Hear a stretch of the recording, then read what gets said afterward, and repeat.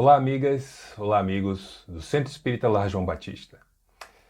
Eu sou Ivan César e vim atender ao convite que me foi feito, gentilmente, pela direção da casa para trazer mais um tema da doutrina espírita para vocês.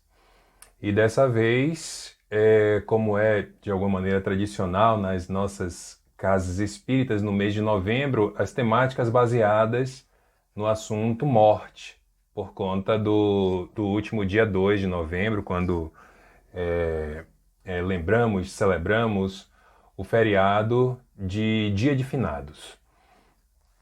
E a morte, ela é a temática base da doutrina espírita, porque se falamos em espírito, falamos em alguém, em alguma entidade, em alguma personalidade que obviamente já viveu o momento morte. Porém, vamos fazer aqui algumas considerações a respeito de terminologias, essas coisas todas, para que possamos refletir um pouco melhor sobre esse instante fatal, inexorável para todos nós, mas que muitos de nós ainda temos dificuldades em tratar do assunto.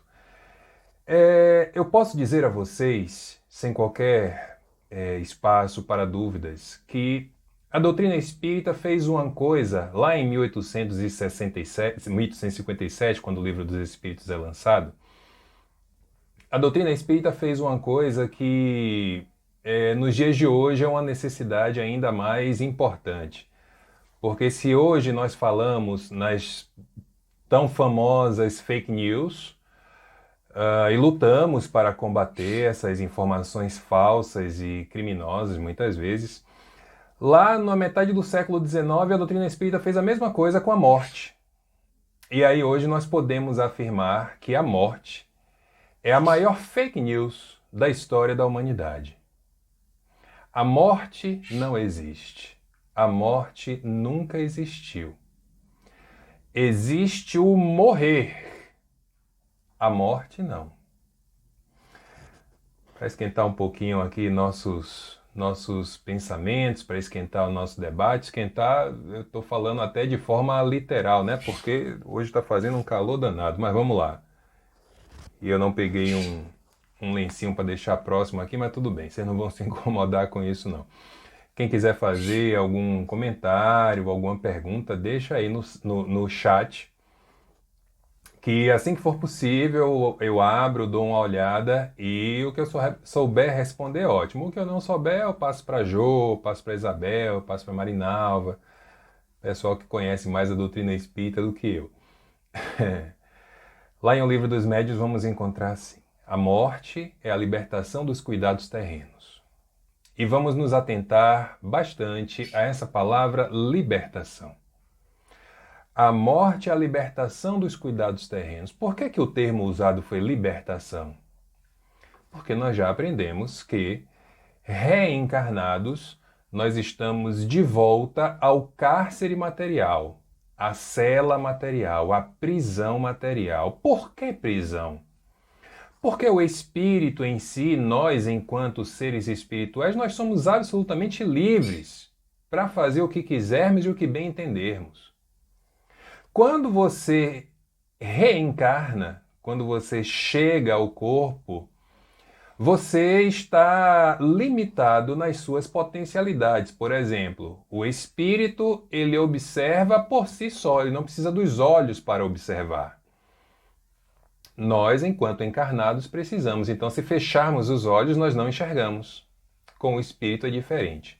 Isso só para falar de uma coisa, de uma questão meramente material. Porque há outras tantas possibilidades que compõem essa ideia de que o corpo é uma prisão para o espírito. Então, a morte é o sair dessa prisão. E estarmos libertos para voltarmos a nossa vida de antes da reencarnação, voltarmos aos nossos afazeres imediatos, se os nossos desejos, as nossas vontades, elas não se modificaram nesse período em que estivemos reencarnados. Voltarmos muitas vezes ao seio daqueles que amamos e que ficaram do outro lado enquanto estávamos aqui nas nossas aventuras e desventuras em meio aos encarnados. Então é o libertar, é abandonar a prisão, é receber o alvará de soltura. A pergunta que fica e que eu repasso para vocês é: se formos fazer uma pergunta aqui agora, uma enquete dessas aí do Instagram, vez ou outra eu faço lá também. Se formos fazer uma enquete agora, e eu perguntar quem quer receber o seu alvará de soltura agora, nesse momento, quantos de vocês diriam sim? Quantos de vocês não? Quantos de nós diríamos sim e quantos diríamos não? Emmanuel, na obra O Consolador, em relação à morte, ele diz que desencarnar é como mudar de plano. Como alguém que se transferisse de uma cidade para outra, aqui mesmo, no mundo aqui entre nós, sem que o fato lhe altere as enfermidades ou as virtudes, com a simples modificação dos aspectos exteriores. Essa frase de Emmanuel, ela é muito importante porque por mais que a gente debata, por mais que a gente muitas vezes seja repetitivo nas informações, ainda há aquelas pessoas que acreditam que apenas pelo fato da pessoa desencarnar, ela se torna um espírito de luz, se torna um ser iluminado, se torna um anjo, e não é bem assim, né, gente? A realidade é bem diferente disso. Então, nenhum de nós, ao desencarnarmos, nós vamos virar santos do outro lado. Pelo contrário, nós chegaremos na erraticidade, nós chegaremos no plano espiritual exatamente com os mesmos vícios e com as mesmas virtudes que aqui trazemos. Aí eu estava lembrando outro dia, vocês certamente já estiveram em missas de sétimo dia, missa de mês, missa de ano, em celebração não, em memória do desencarne de alguém. E eu quero fazer uma pergunta. Quantos de vocês já viram em uma dessas missas o padre ou quem quer que seja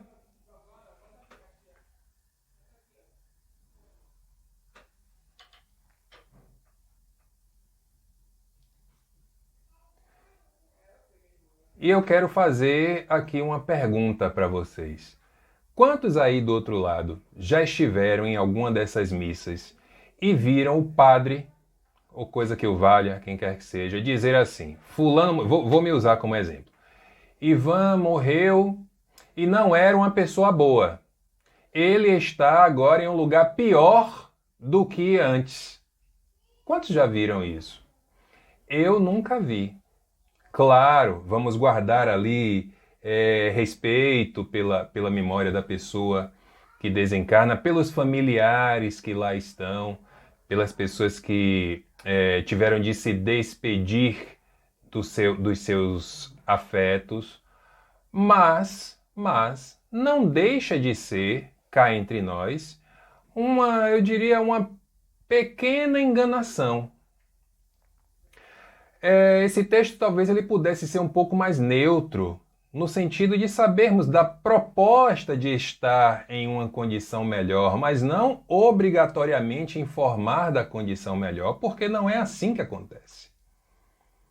E daí parte aquela ideia, aquela perturbação de pessoas que não estão atentas às dificuldades impostas pela mudança de plano, pela mudança de estágio, que chega do outro lado, lembra do texto da Rainha da França, lá no Evangelho? Chegam do outro lado achando que estão por cima da carne seca. E, na verdade, a situação muitas vezes é bem diferente. Porque durante a sua vida acharam que bastava que fizesse ali talvez uma caridade no modo automático, que tomasse um passe, que fizesse uma prece, que aí já estaria garantido em relação à falta de perturbação sobre a morte. Ainda, a morte é o abandono compulsório da materialidade, dos bens terrenos. Compulsório. Ninguém leva nada a não ser a sua vida íntima. Eu vou abrir um parêntese aqui para lembrar de uma coisa que aconteceu esses dias, não sei se vocês viram. Eu vi uma notícia de um rapaz que ele estava andando por determinado local de uma cidade do interior aqui do nosso país, eu esqueci agora qual foi a cidade, e de repente ele se viu prestes a ser atacado por um enxame de abelhas.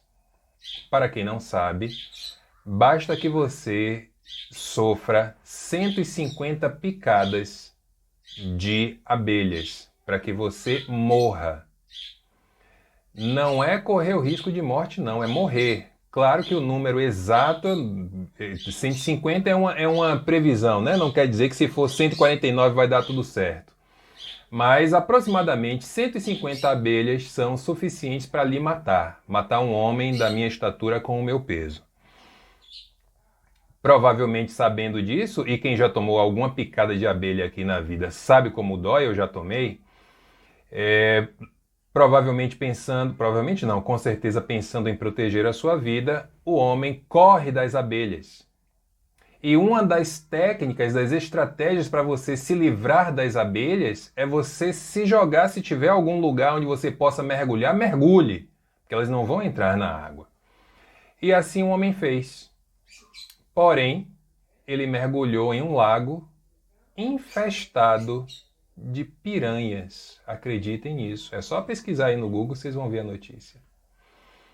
E morreu, atacado pelas piranhas. Detalhe importante para ninguém aqui ficar acreditando nesses filmes de gosto duvidoso que a gente anda vendo por aí. A piranha, ela não é um animal que ataca de graça. A piranha, não dá nem para usar o termo ataque, ela investiga qualquer coisa que caia na água e tenha cheiro de sangue. Provavelmente aquele homem tinha algum ferimento, talvez até das próprias abelhas, e caindo na água, elas têm uma sensibilidade muito grande, assim como os tubarões, para identificar cheiro de sangue, e foram naquele ataque de cardume, naquele frenesi que elas fazem. Resultado, o homem não escapou, morreu. Primeira coisa que eu pensei quando vi a notícia, quando a gente está no dia, não tem jeito. Pode até ser que às vésperas da morte você receba ali o que a gente chama de moratória, né? É uma postergação do seu prazo de vida. Normalmente isso acontece com quem? Com pessoas que fizeram a vida efetivamente valer a pena. Pautadas no bem, pautadas nas boas ações, gente que fez com que o pouco rendesse muito, gente que não escondeu os seus talentos, lembra da parábola? E aí chega aquele prazo de vida, chega lá no plano espiritual, enquanto o espírito ainda encarnado, os espíritos dizem assim, peraí, mas você tem um papel importante aqui, tem uma missão ainda para cumprir e tal, fica lá mais alguns dias, algumas semanas, meses, anos às vezes. E assim acontece. Mas, de maneira geral, o fenômeno morte, aliás, o fenômeno morrer, ele acontece em um prazo determinado. Ela pode ser postergada, ela pode ser retardada, como eu falei agora sobre a moratória, mas ela também pode ser antecipada. Sim. Então essa frase de que a gente só vai no dia, necessariamente ela não é tão verdadeira assim. Porque as pessoas que são suicidas, normalmente elas antecipam o momento da sua morte. Os suicidas convictos e os chamados suicidas homeopáticos, aquele que vai se matando aos poucos, nos vícios. O álcool, o cigarro, o sexo, as drogas e tantos outros vícios. Os excessos, viu, gente? No caso da droga, não, aí não precisa nem de excesso. Mas os excessos que cometemos da gula, por exemplo, da comida, todo e qualquer excesso nos mata. Inclusive o excesso de bem, porque quando você faz excesso de bem, normalmente você esquece de você. Lembra de todo mundo, mas você fica para trás. E vai definhando. Então a morte, o morrer é um processo que todo ser vivo forçosamente vai passar. Em que situação? Em que circunstância? Não se sabe. Mas vai acontecer. Os mais antigos diziam assim: A única certeza que a gente tem da vida é a morte. Não sei se é a única, mas que é aquela que ninguém esquece, isso aí, sem a menor dúvida. Em A Gênese, Kardec explica o momento da morte, lá no capítulo 11º, no item 18. Sobre o processo de desencarne, Kardec diz assim: o perispírito se desprende molécula a molécula, conforme se unira no momento da reencarnação. E ao espírito é restituída a liberdade. Vamos dar uma pausa aqui nesse trecho. O perispírito se desprende molécula a molécula, conforme se unira, e ao espírito é restituída a liberdade. Vamos lembrar das nossas aulas de química. Vamos pensar em uma substância comum, uma substância simples a todos nós, que todos nós fazemos utilização e que é um bem cada vez mais escasso no nosso mundo, que é a água potável. O que é a água? Quando perguntam assim, qual é a fórmula química da água? Aí a gente logo lembra das nossas aulas e dizemos assim, H2O. Duas moléculas, olha a palavra, duas moléculas de hidrogênio e uma molécula de oxigênio. Duas de hidrogênio, uma de oxigênio. Juntando essas três moléculas, nós temos água, que usamos para nos banhar, para beber, para fazer o que achamos necessário.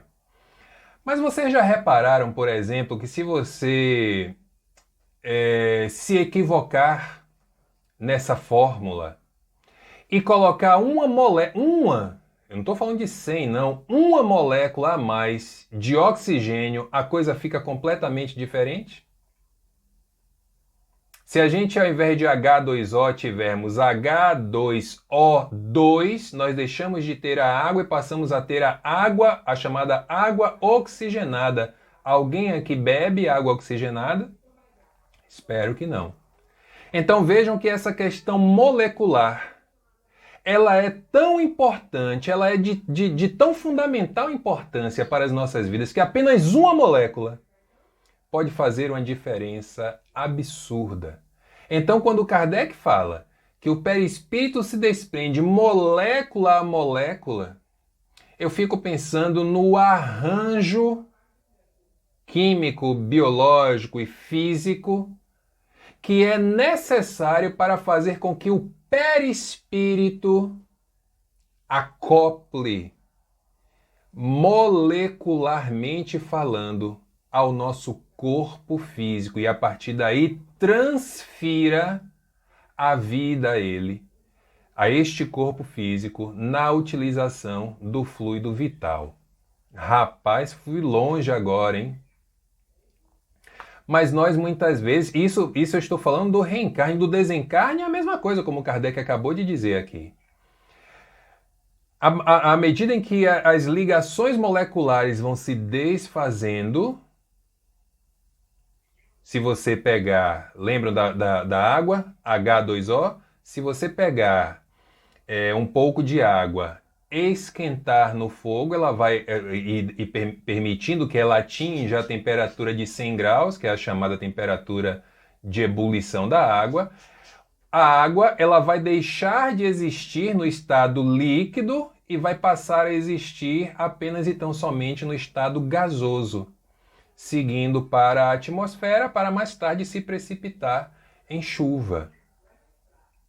Se tiver molécula gasosa suficiente para isso. Eu fico imaginando, fazendo analogia com o perispírito, nesse momento de desligamento. Vai soltando aos poucos, devagar, molécula a molécula. O H2O se quebra, fica H para um lado, O para o outro, e eles se espalham até que o desencarne efetivamente aconteça. Então Kardec faz uma observação muito importante quando ele diz assim: não é a partida do espírito que causa a morte do corpo. A morte do corpo, é que determina a partida do espírito. Lembram quantas vezes nós já escutamos a respeito do chamado cordão fluídico, laço fluídico, cordão de prata, tem vários nomes? Que a gente, que dizem os estudiosos, é um cordão perispiritual que está ligado à nossa nuca, quando nós, enquanto espíritos libertos do corpo, mesmo que encarnados, partimos nos momentos de vigília, principalmente nos momentos de sono, nos momentos de vigília não, desculpe, partimos nos momentos de sono para ir onde quisermos e bem entendermos. E aí dizem assim, ó, enquanto o cordão fluídico estiver lá, você volta para o seu corpo e segue encarnado. A hora que esse cordão se romper, então o que é que nós aprendemos nesse instante? O que é que nós entendemos? Entendemos que mesmo dormindo, se você, por exemplo, se acontecer alguma coisa lá no plano espiritual, apareça alguém para cortar o seu cordão fluídico, o seu laço fluídico, você desencarna. Do nada, sem quê nem para quê. Espíritas, estudemos as obras da codificação. Olha o que é que Kardec diz. Não é a partida do espírito que causa a morte do corpo. Então eu posso partir para onde eu quiser. Se o meu corpo estiver saudável, eu volto, a não ser que aconteça algum fator externo. Algum desabamento, sei lá, alguma coisa desse tipo. É o corpo em deterioração que determina a partida do espírito, não serve mais para aquele espírito. Então ele parte. Vai buscar outras possibilidades. Vai reaprender na erraticidade, para que amanhã possa reencarnar e continuar na sua jornada de aprendizado e de ensinamentos também. Mas o nosso tema é o temor da morte. E nós espíritas costumamos ficar cheios de dedos quando alguém, principalmente pessoas de outras religiões, perguntam assim: você tem medo da morte? Aí o espírita, alguns afirmam logo que não, outros dizem assim: medo não, eu tenho receio, tem medo. Outros dizem: medo de morrer eu não tenho, eu tenho medo de como eu vou morrer. E muitos de nós sentimos uma espécie de vergonha em falar dessas coisas. Como assim? Espírita tem medo da morte? Mas espírita só fala de morte. Pelo contrário, nós falamos de vida.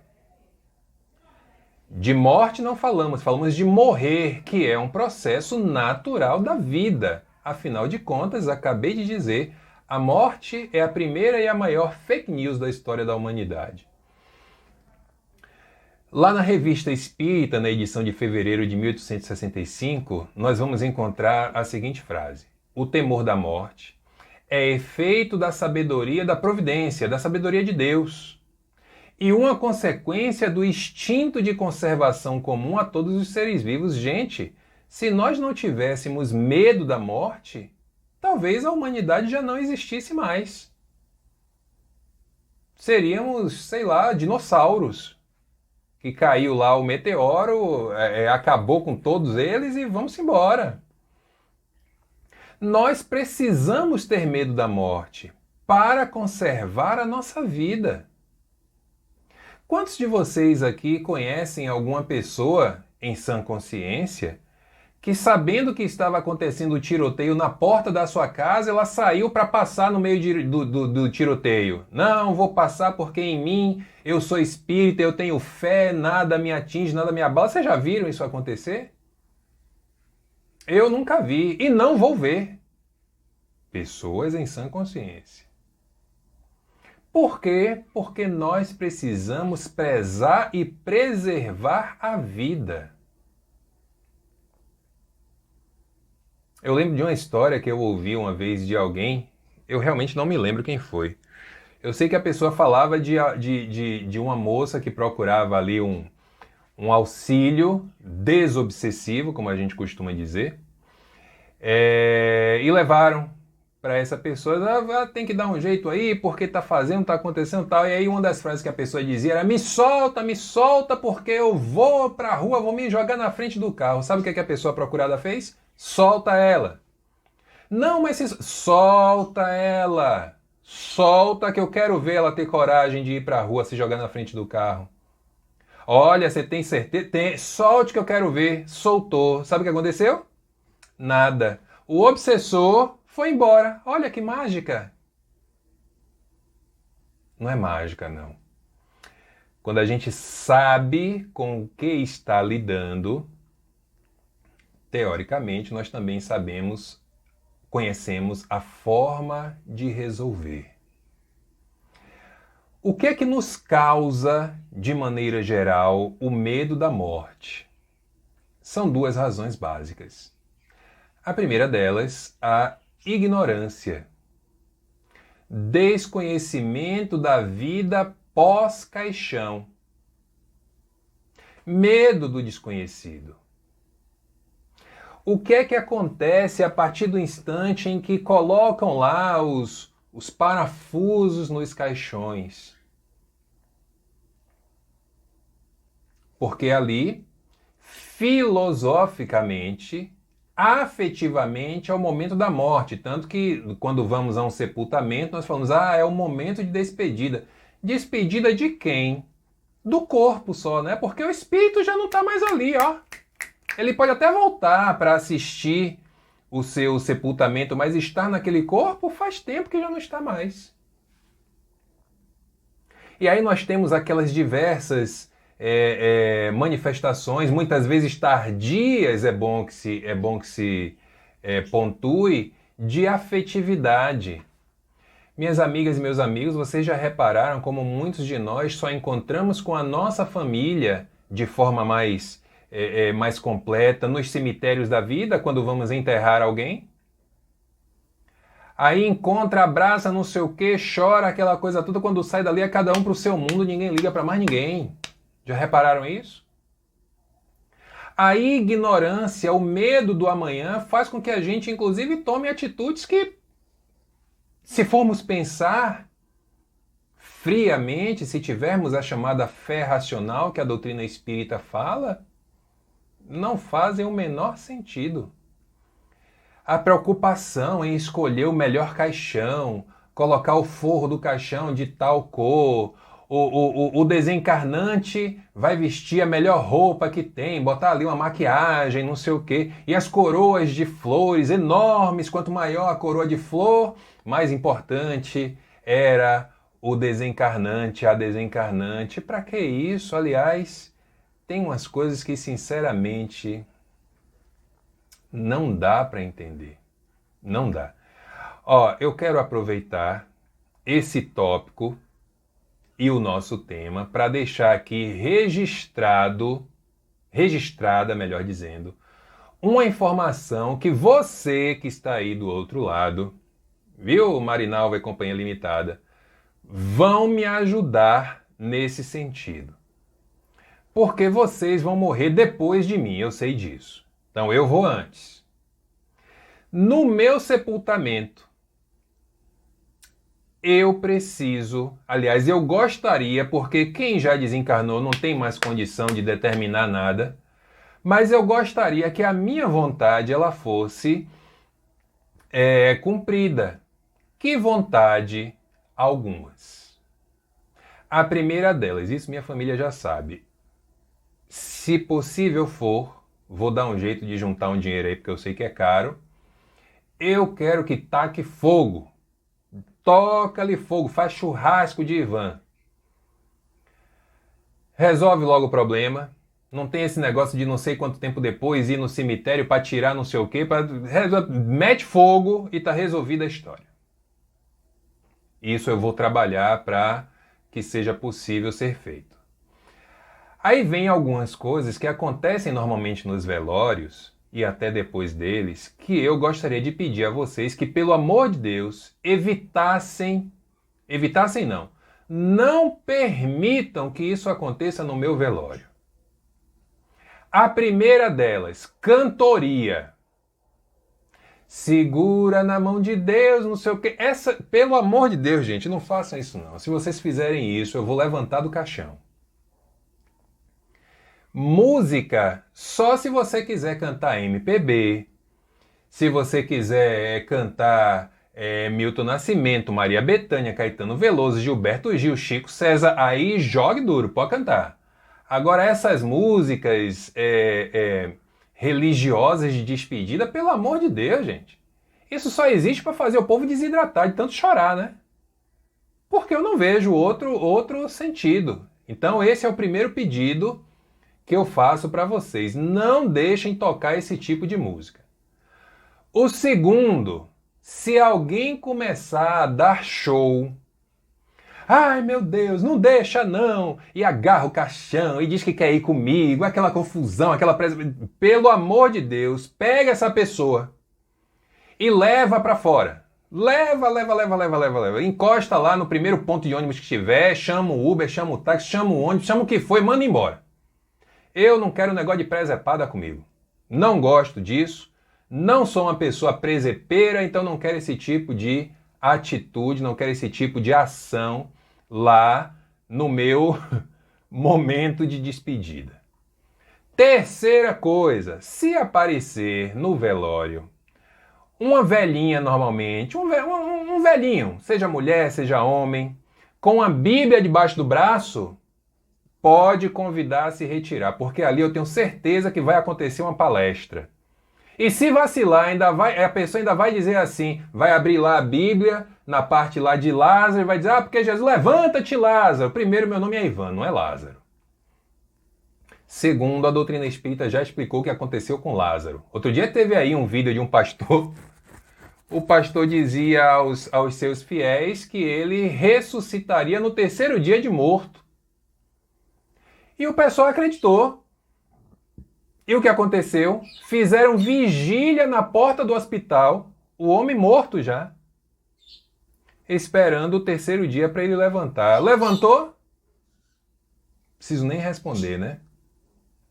Então, se aparecer algum desses velhinhos aí com a Bíblia embaixo do braço, você, gentilmente, chega para essa pessoa e diz assim, olha, tem um negócio aqui para eu mostrar a você. Ah, o que é? Não, um negocinho interessante ali fora. Vamos ali no portão do cemitério, vamos. Ele leva embora. Tranca o portão, sai correndo, faz qualquer coisa, mas não deixa lá não. E a última coisa, que tem relação mais direta com a minha família, mas vocês também já vão estar cientes para não deixarem acontecer. Gente, eu não preciso dizer a vocês que eu sou espírita, né? Ou será que ainda preciso? E eu sou espírita mesmo. Eu não sou espírita misturado com católico, eu não sou espírita misturado com umbandista, com candomblessista, eu não sou espírita misturado com messiânico, eu não sou misturado com absolutamente nada, eu sou espírita.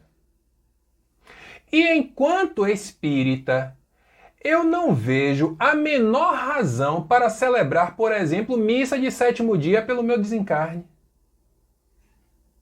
Eu sou católico? Não sou.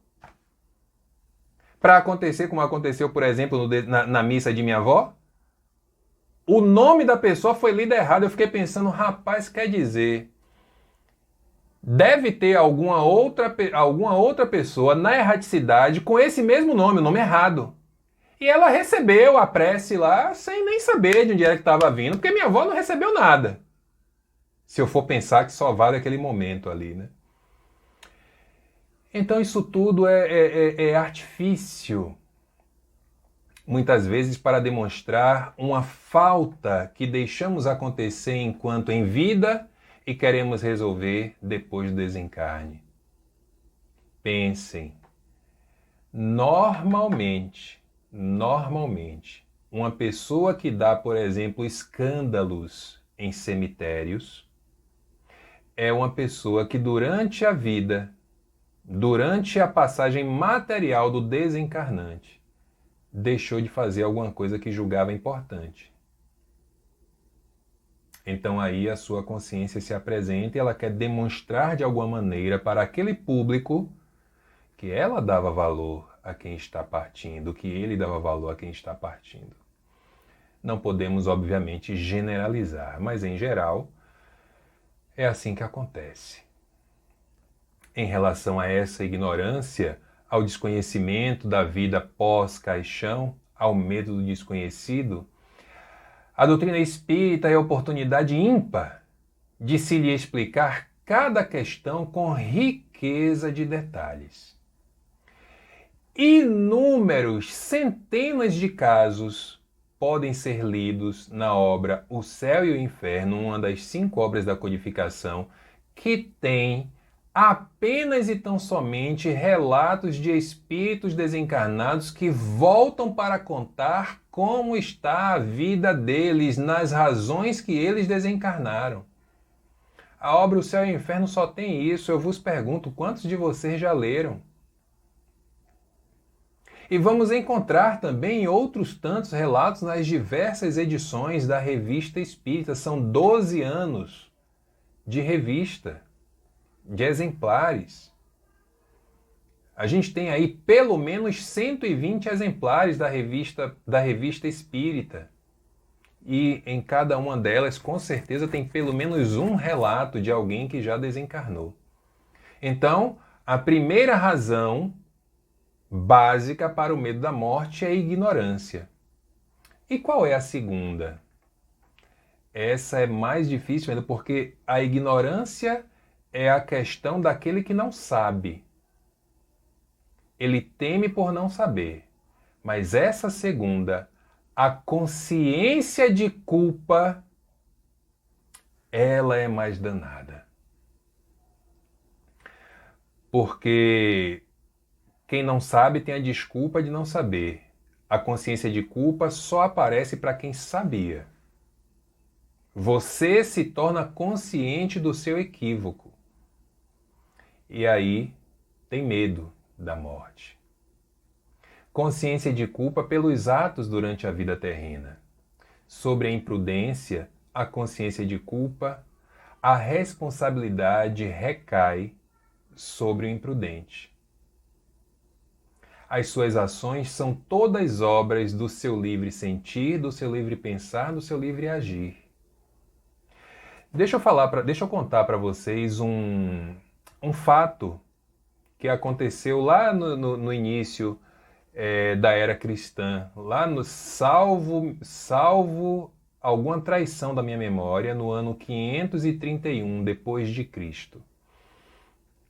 O imperador Justiniano, o imperador romano Justiniano, que era casado com Teodora, ele faz ali um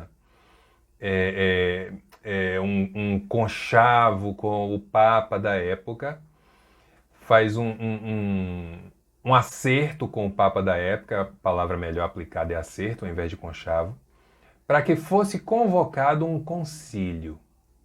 Concílio é uma reunião de cardeais, bispos, arcebispos para determinar normalmente alterações no texto católico, no texto da Bíblia, especialmente apenas no Novo Testamento, porque o primeiro livro é a Torá, é um livro judeu. Ok. Foi convocado um concílio chamado Segundo Concílio de Constantinopla. Depois pesquisem aí no Google que vocês vão encontrar.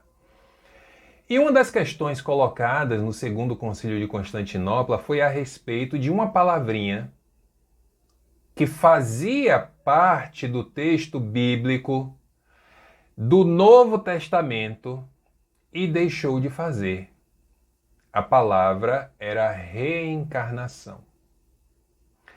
Por que um dos temas levados ao Segundo Concílio de Constantinopla foi a retirada da palavra reencarnação da Bíblia? Lembrem que eu disse que Justiniano era casado com Teodora. Justiniano já era imperador e se apaixona por uma moça de nome Teodora, que dizem era uma prostituta.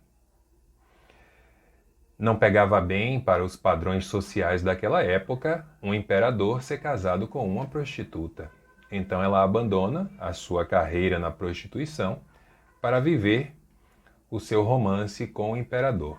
Mas sabemos que onde há testemunha, nada fica, nenhuma água fica calma por muito tempo, né? Lá vem as tormentas. Então, que atitude Teodora resolveu tomar? Ela resolveu mandar matar todas as suas companheiras de prostituição.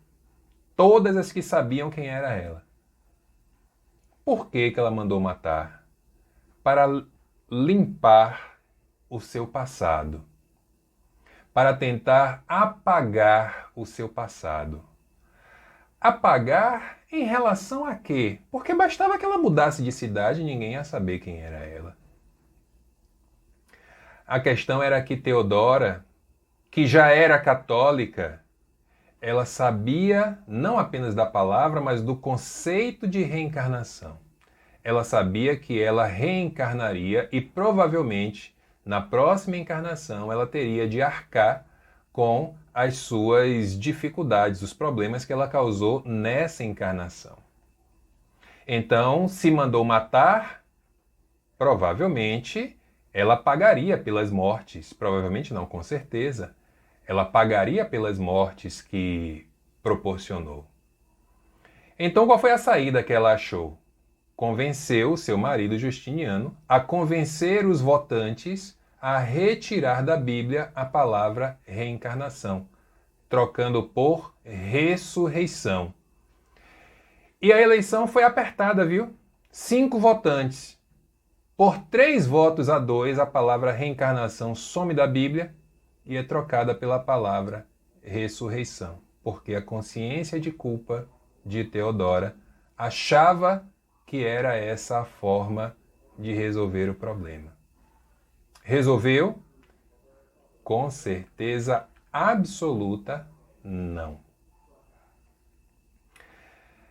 Não tenho medo da morte, eu tenho medo de como morrer. Aí são os sofrimentos. No instante da morte, Livro dos Espíritos, questão 155A. No instante da morte, o desprendimento do perispírito não se completa subitamente. No instante da morte, o desprendimento do perispírito não se completa subitamente, que se opera gradualmente e com uma lentidão muito variável conforme os indivíduos. Quanto mais desmaterializado mentalmente você for, mais fácil será essa libertação. Quanto mais materialmente ligado à Terra você estiver, mais lenta, mais difícil vai ser essa separação. Lembram que falamos agora há pouco sobre a explicação de Kardec de ser molécula a molécula? As ligações moleculares se tornam mais resistentes. E isso gera sofrimento. Por uma dor, sofrimento moral, sofrimentos diversos. Sofrimento, inclusive, após o desencarne. Inclusive e principalmente após o desencarne. Uma perturbação que não acaba nunca. Quando a pessoa já é consciente, ela também vai passar por uma perturbação, mas com certeza muito mais lenta. Não é... Veja, eu não estou aqui me referindo ao sentido vulgar da perturbação. Estou me referindo ao sentido, a perturbação no sentido de alguma confusão. Você desencarnar sem saber, por exemplo, se está desencarnado ou encarnado. Você ser levado para um outro lugar que você não sabia da existência, você chega lá, estranha tudo, isso é uma perturbação. É como a gente, por exemplo, tomar um transporte público, pegar um ônibus, dormir no meio da viagem e acordar em um outro ponto de ônibus diferente do que você tinha programado. Quando você acorda, você meio que fica assim, né? Sem saber o que está acontecendo, onde está, leva ali alguns segundos e você retoma. Opa! Assim acontece no momento da morte, no instante da morte. Preparando esse trabalho, eu lembrei de uma música que é do autor, do compositor e cantor Mosca, Paulinho Mosca. A música se chama A Seta e o Alvo. Aí um trecho diz assim: eu falo de amor à vida, você de medo da morte. Eu falo da força do acaso e você de azar ou sorte. Olha que frase! Eu falo de amor à vida, você de medo da morte. Quando a gente fala em morte, na verdade não é de morte que estamos falando. É da vida. Porque o que dissemos agora há pouco? Morte? Não existe não, gente. Existe o morrer, existe o desencarnar, existe o mudar de plano. A certeza da vida futura atenua muito o medo da morte. Lembrem aí de Chico Xavier, o avião tá lá naquelas trepidações, naquela confusão, e ele gritando, naquela agonia, aquela presepada, morra com dignidade. Como é morrer com dignidade? Ele também tinha medo da morte, embora fosse uma pessoa altamente espiritualizada. E cada vez que a gente se espiritualiza, cada vez que subimos mais um degrauzinho na escala da espiritualidade, da espiritualização, da autoiluminação, esse medo ele vai deixando de existir. No nosso instante, no nosso momento de espíritos imperfeitos, talvez nenhum de nós aqui deixemos definitivamente de ter medo da morte. Como disse agora há pouco, até por um senso de conservação. Mas ela pode ser muito mais tranquila, muito mais calma. Trabalhar em vista ao futuro sem negligenciar o presente, já que dele depende o futuro mais ou menos bom. Tem um texto na obra Vida Feliz, que é da benfeitora Joana de Ângeles. Em uma das mensagens ela diz mais ou menos assim: vez que outra acompanha um féretro. Féretro é um sepultamento, é um cortejo fúnebre. Vez que outra acompanha um féretro, para que possas refletir em termos de vida. Olha o que a benfeitora diz. É a gente acompanhar o instante da morte, a ritualística da morte, para refletir sobre a nossa vida. Porque o nosso morrer, ele também será determinado pelo nosso presente, por aquilo que fazemos agora, pela forma como cuidamos de nós mesmos e dos outros, pela forma como nos interessamos em auxiliar a quem quer que seja dentro das nossas possibilidades, dentro do que nos é possível, pela forma como nos disponibilizamos a respeito da vida, observando sempre com nuvens cinzas em nossa frente ou muitas vezes com um arco-íris a colorir as coisas, embora as dificuldades que todos nós enfrentamos.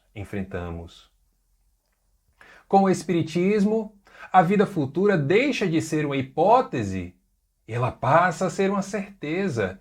E reparem, há dados históricos, há dados arqueológicos que falam de populações, não é nem de Homo sapiens, é de Homo erectus, é gente anterior, 12 mil anos atrás. Como é que eles enterravam os seus mortos? Em posição fetal, como uma criança fica no ventre materno. E os pesquisadores, os cientistas, os arqueólogos deduziram que aquela posição significava uma espécie de preparação para o retorno. O retorno a quê? À vida.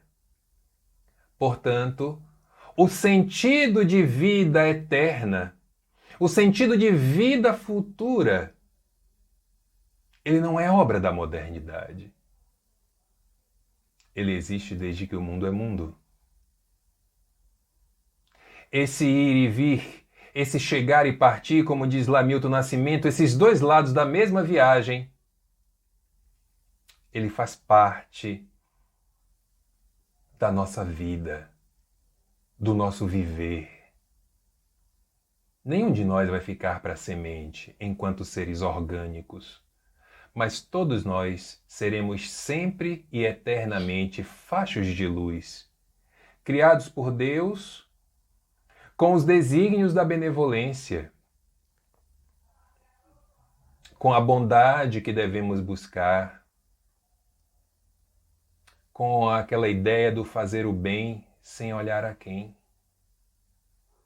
Como diz Jesus no instante em que apresenta um novo mandamento, e assim está no texto de João, eu vos apresento um novo mandamento: amarás ao teu próximo como eu vos amei. Aí ele dá uma bússola, ele dá uma direção. Não é amar ao próximo como Ivan ama, como alguém diz que ama, é como Jesus nos amou. Estamos prontos para isso? Se não estamos, não há mais tempo a perder. Eu deixo um beijo para vocês e o meu agradecimento por estarem aí do outro lado acompanhando nesse canal que é da minha casa. O Lar João Batista é a minha casa. Um dia a gente se vê de novo. Espero que na próxima, já sem a necessidade desses apetrechos técnicos, de ficar olhando aqui para a câmera de celular. Espero que na próxima possamos nos reencontrarmos, nos abraçarmos, trocarmos afeto. É isso que faz a vida valer a pena. Que Jesus nos ampare e nos conduza em sua paz.